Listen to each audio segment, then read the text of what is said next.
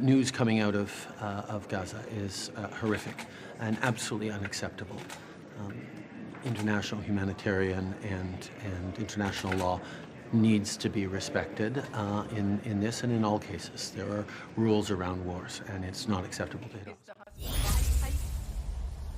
That's the Prime Minister yesterday, just after news surfaced of a strike at a hospital in Gaza City. Gaza authorities quickly accused Israel of being behind that strike and said it killed up to 500 people. Israel later denied those accusations and said its intelligence instead showed the Palestinian jihadist organization had misfired a rocket. Today, political reaction continues to pour in. Here's different government MPs as they went into caucus earlier. Ceasefire must be called. I think it's innocent lives are lost from both sides, and it's been happening for a long time. We all need to stand up and ask for the just solution. We have to recognize clearly that bombs are falling on innocent children, adults, seniors, being launched from the Israeli military.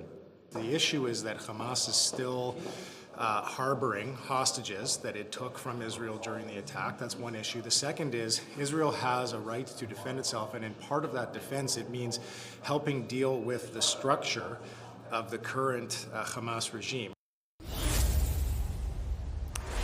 Here to help us unpack some of that reaction is the front bench. Former Alberta MLA and Cabinet Minister Gary Marr is with us. He's the president and CEO of the Canada West Foundation. Anne McGrath is national director of the NDP.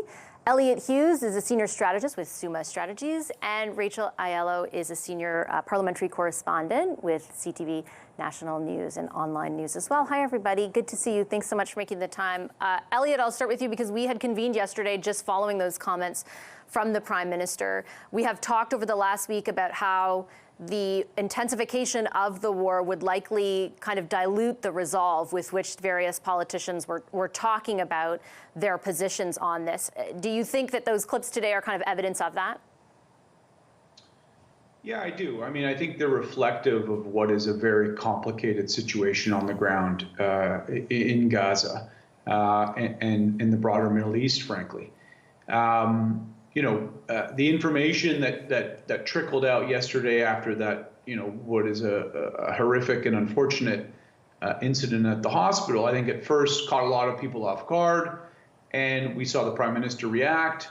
But news changes very quickly, and it's a reminder that I think with the information, the way it flows these days, the way perhaps some folks want to use information, that we need to stop and take a breath and reflect before commenting and moving forward, because as we've seen, some new information has come to light, but that shouldn't necessarily take away from the fact of how awful the situation is, more broadly speaking. And I think you see the caucus members in the Liberal Party. I'm sure there's caucus members across the Conservative Party and the NDP who also have a variety of views and are hearing from their constituents, are feeling different emotions, are coming from different places in their lives. And this war is going to elicit that and to bring that out.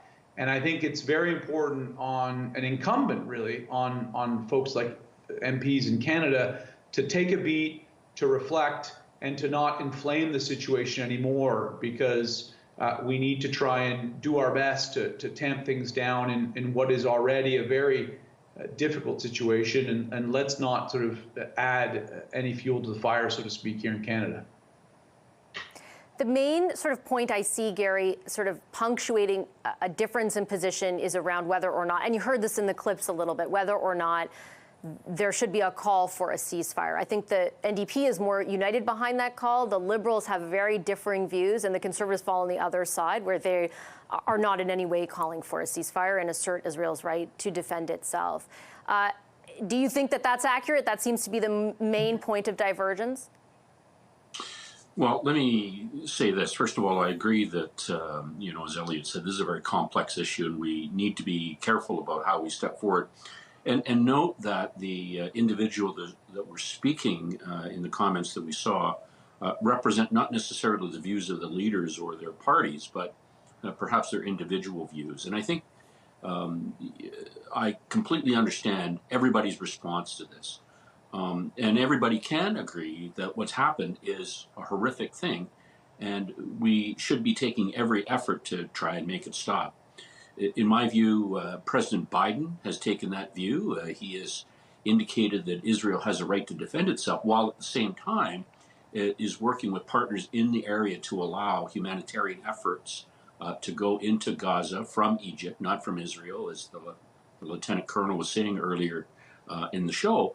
And I think that any humanitarian aid that Canadians can provide, hopefully can use that pathway to alleviate the human suffering that's going on in Gaza, while at the same time, I think that there is a recognition that Israel does have a right to defend itself. And so I think that there's probably more in common with the MPs and the parties and the party leadership than there is things that differ.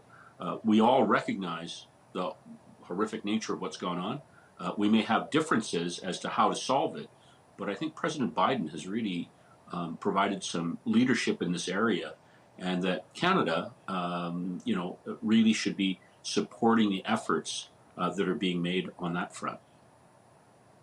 I think Gary's right that on the whole, actually, it's been a fairly civil discussion here in Canada, and I think that there is a lot that unites everybody. But at the same time, I felt like yesterday, and the media is equally, culpable in a lot of this, right? It was like a rush to report what one party was saying for a number of hours before we had a response from the other party, before the intelligence was produced. And as a result, you did have quite a few members of parliament from a variety of parties essentially make a statement based on that early information that now we know, according to other intelligence and other outside sources from the U.S., was not accurate. How problematic do you think that might be going forward?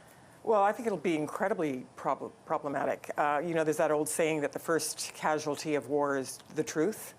And I think that has been accelerated by the presence and the dominance of social media. I think misinformation and disinformation are going to be a steady feature as we go forward. So I think it's really important for people to make sure that they know that they question sources, that they know what the sources are. So for instance, some of the social media that was being reported on there was linking to an AP report, which you would think would be a reputable source. So I think that there's, and we've seen this with the war in Ukraine as well, like misinformation and disinformation are absolutely a central feature. And when emotions are this high, and we've been living through just watching unrelenting horror for the last 12 days, we can't rush into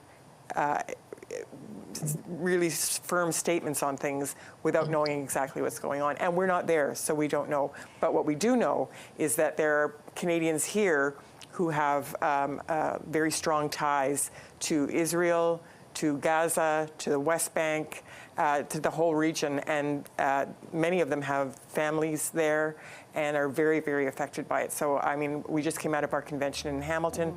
We had Palestinian Canadians there. We had Jewish Canadians there. The emotions are very raw and on the surface. Just to Anne's earlier point, Rachel, I mean, I think part of the issue here that even differentiates a bit from Ukraine is that journalists really have very little, if hardly any, access in Gaza. So instead, and we're all culpable, we ran with this information that was coming from authorities there, but those authorities are not necessarily singularly focused. They're not innocent of their own bias in many instances as well, right? And so it becomes really difficult to ascertain what the truth is at an early point. And the risk is pretty big, right? Because if big organizations make mistakes and make a lot of them, then who does anyone trust? And what set of facts are we dealing with when we're talking about something that will unfold probably for the next number of months?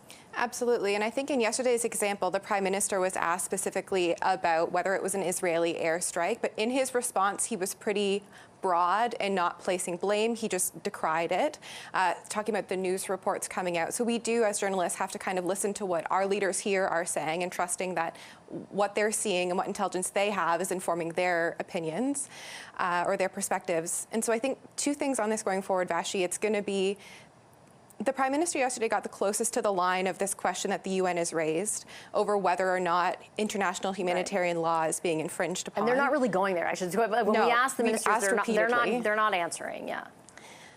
So as this unfolds, I think what happened yesterday might make them hold back a little bit more and make sure they know for sure before they make a declaration like that, if they do. But also just to the point of the Canadian government's responsibility to the Canadians that are still there. It was Enriquez saying maybe some humanitarian aid is now going to be getting into Gaza, but there's still no news on potentially a humanitarian corridor to get people out.